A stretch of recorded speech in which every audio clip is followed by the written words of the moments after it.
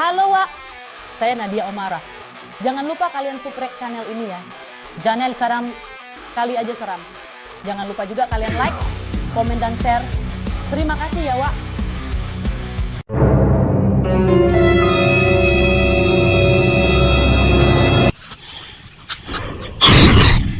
Kali Aja Seram.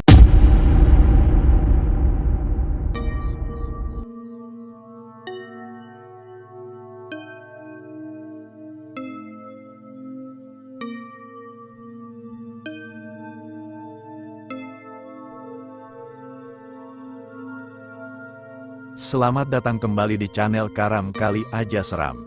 Cerita kali ini datang dari Mas Ridwan dari Jawa Tengah. Di sebuah desa yang tersembunyi di balik hutan lebat daerah Jawa, ada sebuah cerita yang jarang diucapkan dengan lantang. Cerita tentang seorang perempuan tua dan rambut putihnya yang terus tumbuh. Panjangnya tak masuk akal, seolah menyimpan rahasia gelap yang tak terungkap.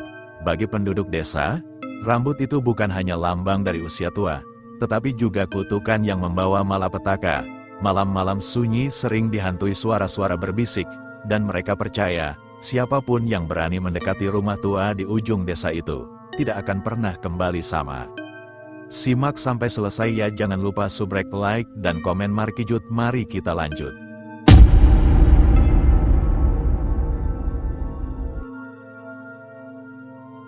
Buat kamu yang lagi nganggur, kamu bisa daftar Maxim aja, lumayan buat tambahan.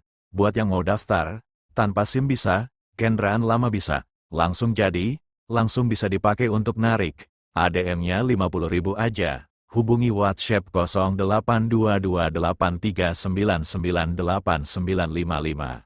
Bisa untuk seluruh wilayah di Indonesia.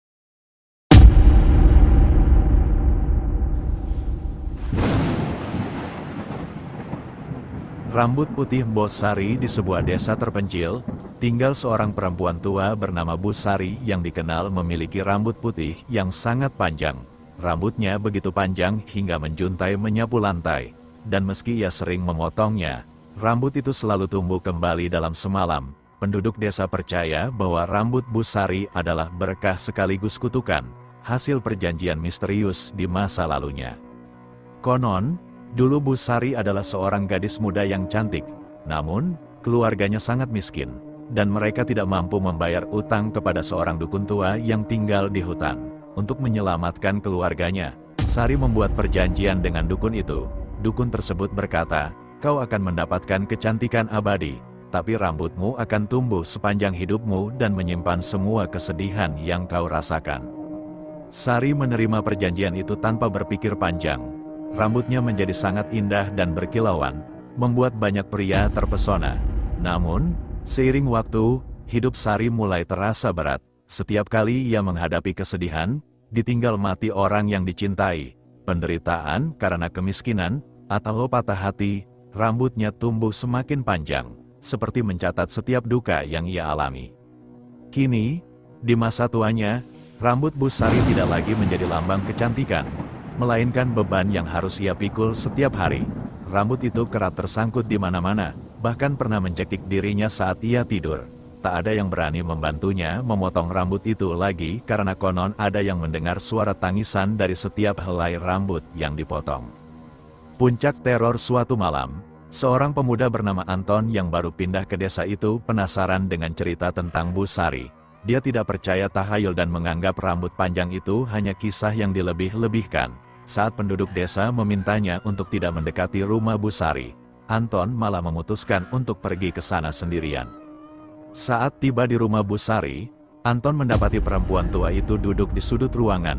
Rambut putihnya terhampar di lantai seperti jaring laba-laba raksasa. Udara di dalam rumah terasa berat, dan aroma lembab membuat Anton ingin muntah. Namun, ia tetap memberanikan diri bertanya, "Kenapa tidak kau potong saja rambutmu, Bu?" Bu Sari menatap Anton dengan mata cekungnya dan menjawab, "Anak muda, rambut ini adalah bagian dari hidupku. Setiap helainya membawa kenangan yang tak bisa kuhapus." Anton tertawa kecil. Kenangan bisa dilupakan, rambut juga bisa dibuang. Tanpa mendengar peringatan Bu Sari, Anton mengeluarkan gunting dari kantongnya dan mulai memotong salah satu helai rambut. Namun, Begitu gunting itu menyentuh rambut, terdengar jeritan panjang yang memekakkan telinga. Rumah itu tiba-tiba bergetar, dan rambut-rambut di sekitarnya bergerak sendiri seperti ular hidup. Rambut-rambut itu melilit tubuh Anton, mengangkatnya ke udara, dan mencekiknya perlahan. Anton mencoba berteriak, tapi tidak ada suara yang keluar. Di tengah jeritan Anton yang teredam, Bu Sari hanya duduk diam sambil menangis. Aku sudah bilang, jangan coba-coba. Keesokan harinya, penduduk desa menemukan rumah Bu Sari kosong. Tidak ada tanda-tanda perempuan tua itu, tapi di sudut ruangan, ada gulungan rambut putih yang tak terhitung jumlahnya. Dan di tengah-tengah gulungan rambut itu, mereka menemukan sebuah gunting dan sebuah tengkorak kecil dengan sisa-sisa rambut hitam di sekitarnya. Malam itu, banyak warga desa yang bermimpi buruk. Di dalam mimpi mereka, terdengar suara perempuan tua yang berkata, setiap rambut memiliki cerita, dan setiap cerita memiliki akhir. Setelah kejadian mengerikan itu, desas-desus tentang hilangnya Bu Sari dan kematian Anton menyebar ke desa-desa sekitar. Penduduk mulai ketakutan karena beberapa orang melaporkan melihat sosok perempuan tua dengan rambut putih menjuntai berjalan di tengah malam. Rambutnya bergerak seperti ular-ular hidup, menyapu tanah dengan suara berbisik yang menyeramkan. Teror di desa beberapa minggu kemudian, seorang gadis muda bernama Nia mengalami kejadian aneh. Dia adalah cucu seorang penenun tua yang dulu pernah bekerja untuk Bu Sari. Suatu malam, Nia bermimpi bertemu dengan Bu Sari. Dalam mimpinya, Bu Sari menangis sambil memohon, "Tolong aku, Nia. Aku ingin melepaskan beban ini. Rambut ini membawa dosa dan penderitaan yang tak bisa kuhapus." Ketika Nia terbangun, dia mendapati segumpal rambut putih di dekat kakinya, padahal pintu dan jendela kamarnya tertutup rapat. Rambut itu berbau anyir dan terasa lengket seperti darah. Nia yang ketakutan mencoba membuang rambut itu, tetapi setiap kali ia membakarnya, rambut itu selalu muncul kembali di kamarnya keesokan harinya. Kejadian itu terus berulang hingga akhirnya Nia memberanikan diri untuk bercerita kepada seorang tetua desa. Tetua itu, Pak Wit, menjelaskan bahwa rambut Bu Sari adalah bagian dari perjanjian gaib yang belum selesai. Rambut itu adalah penjara bagi jiwa-jiwa yang pernah dilukai oleh perjanjian Sari. Sampai kutukan itu dihentikan, rambutnya akan terus mencari korban baru. Upaya mengakhiri kutukan Pak Wit menyarankan Nia untuk mencari asal-muasal kutukan Bu Sari. Ia memberikan petunjuk untuk pergi ke sebuah gua tua di hutan, tempat dukun yang membuat perjanjian dengan Bu Sari dulu tinggal. Nia, bersama beberapa pemuda desa yang berani, memutuskan untuk mencari gua itu. Malam hari, mereka memasuki hutan dengan membawa obor. Perjalanan terasa semakin aneh saat mereka mendekati gua, suhu udara turun drastis, dan suara-suara berbisik mulai terdengar di telinga mereka. Setelah beberapa saat, mereka tiba di mulut gua yang gelap. Di dinding gua, terlihat ukiran-ukiran menyerupai wajah manusia yang terdistorsi dalam ekspresi kesakitan. Di dalam gua, mereka menemukan altar tua dengan gulungan rambut putih melilitnya. Di atas altar itu, ada sebuah cermin retak. Saat Nia mendekat, wajah Bu Sari muncul di cermin itu, menangis dan berkata, "Aku terperangkap di sini. Rambut ini adalah dosa yang harus kau tebus." Nia dengan gemetar bertanya, "Bagaimana caranya menghentikan ini?" Bu Sari menjawab, "Kau harus memutuskan perjanjian itu dengan darah. Tapi ingat, setiap pilihan punya harga." Pengorbanan terakhir Pak Wit, yang ikut menemani Nia, mengambil pisau kecil dari saku dan memberikan luka di tangannya. Ia meneteskan darah ke altar tersebut sambil membaca doa yang ia yakini dapat memutuskan kutukan. Namun, saat darah itu menyentuh rambut, altar mulai bergetar, dan rambut putih itu hidup kembali, melilit tubuh mereka semua. Di saat-saat terakhir, Nia melihat sosok dukun tua muncul dari bayangan, tertawa dengan suara parau. "Kutukan ini tak bisa dihentikan begitu saja, seseorang harus menggantikan tempat Bu Sari," teriaknya. Rambut-rambut itu mulai menyeret Nia ke arah cermin, seolah ingin menelan tubuhnya. Namun, Nia dengan cepat memecahkan cermin itu menggunakan batu yang ia temukan di lantai gua. Begitu cermin pecah, jeritan panjang terdengar, dan semua rambut tiba-tiba berhenti bergerak. Sosok dukun itu menghilang, dan gua terasa hening. Ketika mereka keluar dari gua, rambut putih itu telah menghilang. Namun, Nia menyadari sesuatu. Di ujung rambutnya sendiri, kini ada satu helai rambut putih yang tak bisa ia cabut. Pak Wit berkata dengan nada penuh peringatan. Mungkin kutukan itu telah berakhir di desa ini, tapi kau kini membawa sebagian darinya. Hati-hati, Nia, jangan sampai rambut itu tumbuh. Sejak malam itu, Nia selalu bermimpi tentang rambut yang terus tumbuh, melilit tubuhnya, seolah ingin mengambil nyawanya. Dan entah kenapa, setiap pagi, rambut putih itu semakin panjang. Tidak ada yang pernah benar-benar lepas dari kutukan rambut putih itu.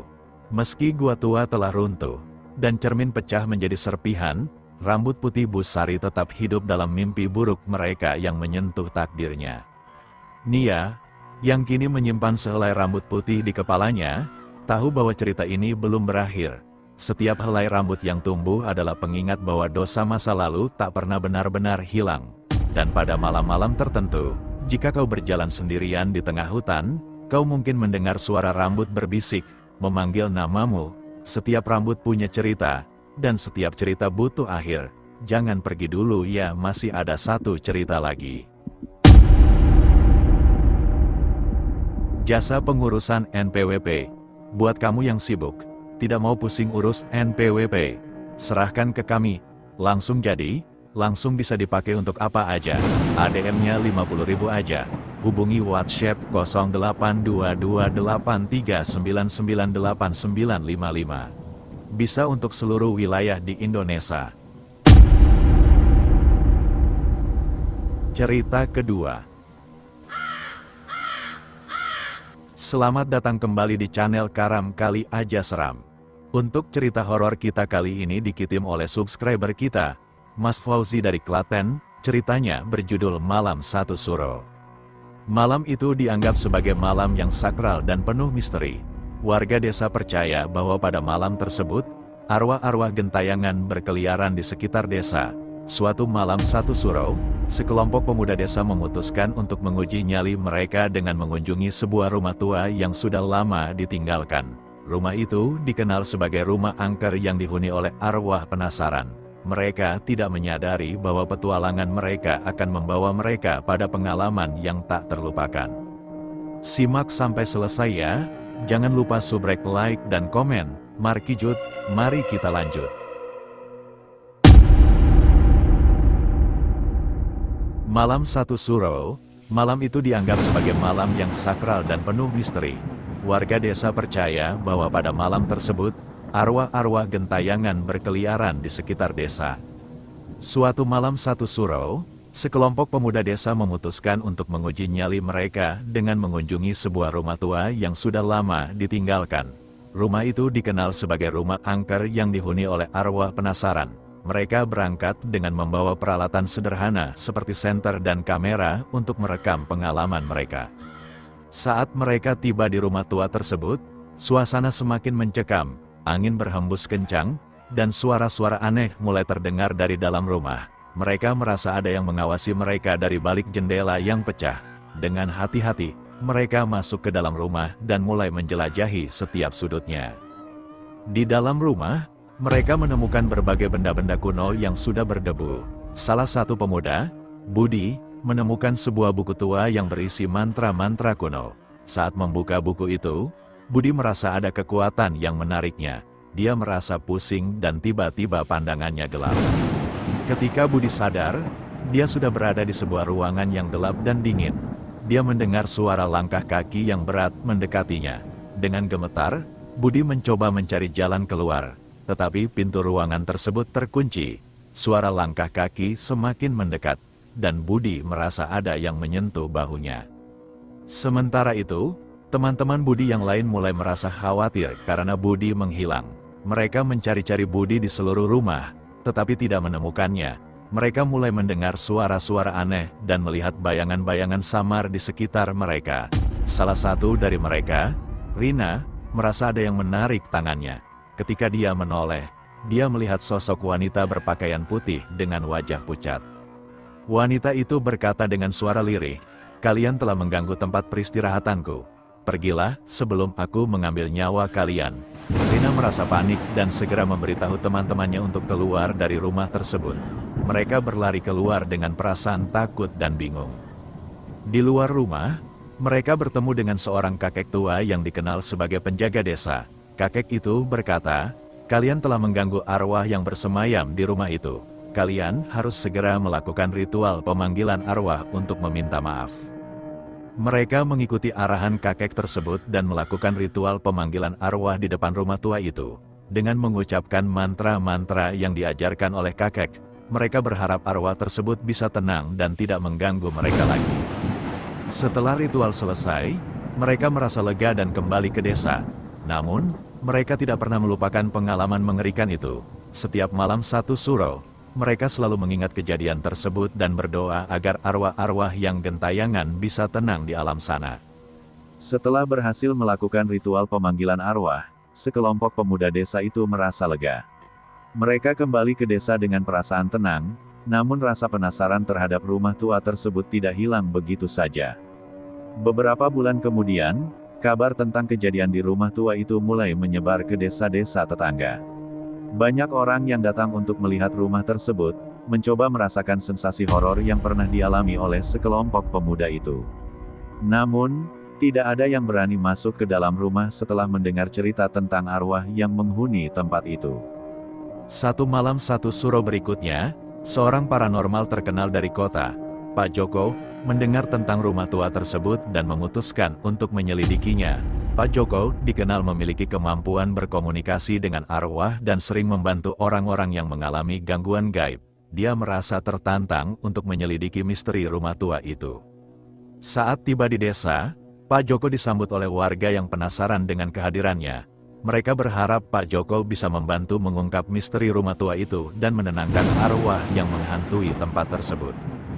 Malam itu, Pak Joko memulai penyelidikannya. Dia membawa peralatan ritual dan memasuki rumah tua tersebut. Suasana di dalam rumah sangat mencekam, dengan angin dingin berhembus dan suara-suara aneh yang terus terdengar. Pak Joko merasakan kehadiran arwah yang kuat di dalam rumah itu. Dia mulai melakukan ritual pemanggilan arwah di ruang utama rumah. Dengan mengucapkan mantra-mantra kuno, Pak Joko berharap bisa berkomunikasi dengan arwah yang menghuni tempat tersebut. Tiba-tiba, muncul sosok wanita berpakaian putih dengan wajah pucat di hadapannya. Wanita itu berbicara dengan suara lirih. "Aku adalah penjaga rumah ini. Kalian telah mengganggu tempat peristirahatanku. Aku tidak bisa tenang karena rohku terperangkap di dalam rumah ini." Pak Joko dengan tenang menjawab, "Kami tidak bermaksud mengganggu. Kami ingin membantu arwahmu agar bisa tenang dan pergi ke alam sana." Wanita itu kemudian menceritakan kisahnya. Ternyata, dia adalah seorang wanita yang hidup pada zaman penjajahan. Dia meninggal dengan tragis di dalam rumah itu dan rohnya terperangkap selama bertahun-tahun. Setelah mendengarkan kisah wanita itu, Pak Joko melakukan ritual pengusiran roh jahat untuk membebaskan arwah wanita tersebut. Dia mengucapkan mantra-mantra dengan penuh konsentrasi, dan arwah wanita itu perlahan menghilang. Setelah ritual selesai, suasana di dalam rumah menjadi tenang. Warga desa yang menyaksikan dari luar merasa lega dan berterima kasih kepada Pak Joko. Mereka berharap arwah wanita tersebut bisa tenang di alam sana. Rumah tua itu kemudian dibersihkan dan direnovasi oleh warga desa. Mereka memutuskan untuk menjadikan rumah tersebut sebagai tempat bersejarah untuk mengenang kejadian-kejadian yang pernah terjadi di dalamnya. Setiap malam satu suro, warga desa mengadakan doa bersama di rumah tersebut untuk mendoakan arwah-arwah yang pernah menghuni tempat itu. Sejak saat itu, tidak ada lagi gangguan gaib di desa tersebut. Warga desa merasa lebih tenang dan selalu mengingat pentingnya menghormati tempat-tempat yang dianggap keramat. Setelah kejadian di rumah tua itu, warga desa merasa tenang karena tidak ada lagi gangguan gaib. Namun, ketenangan itu tidak berlangsung lama.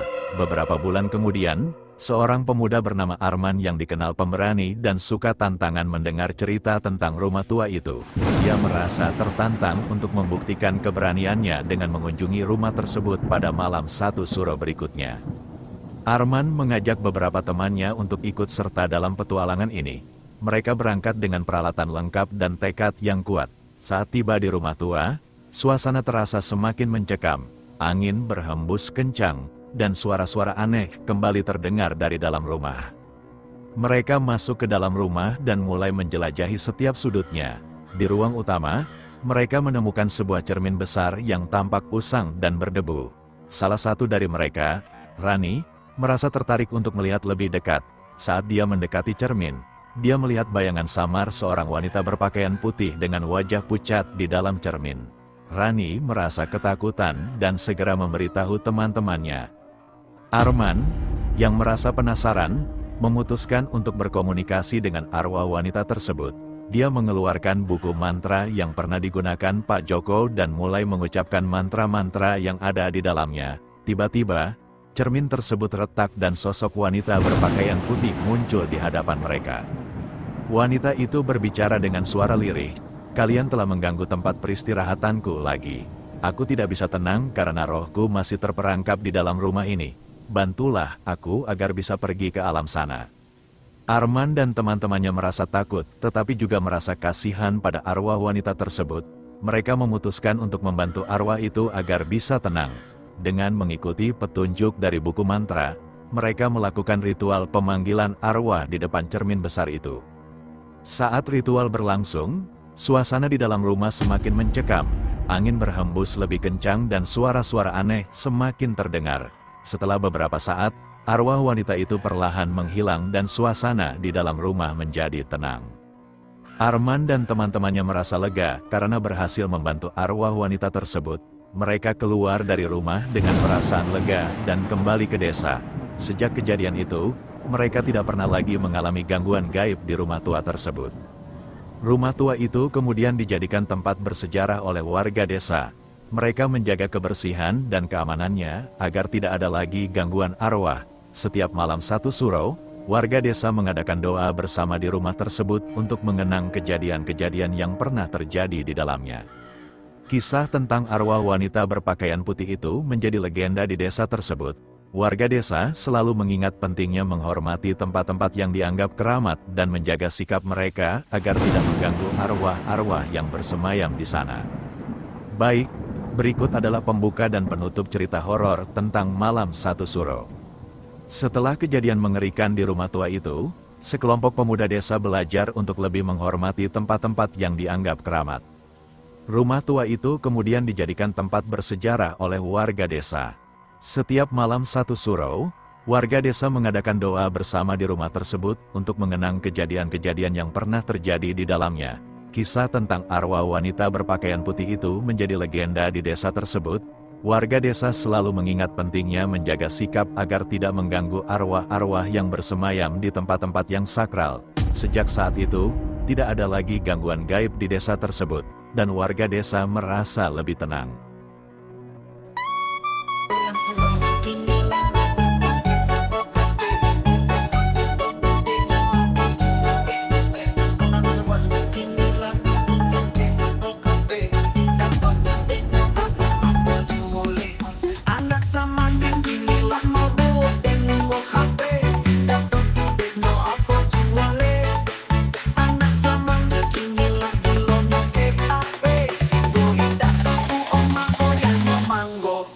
Pagi joget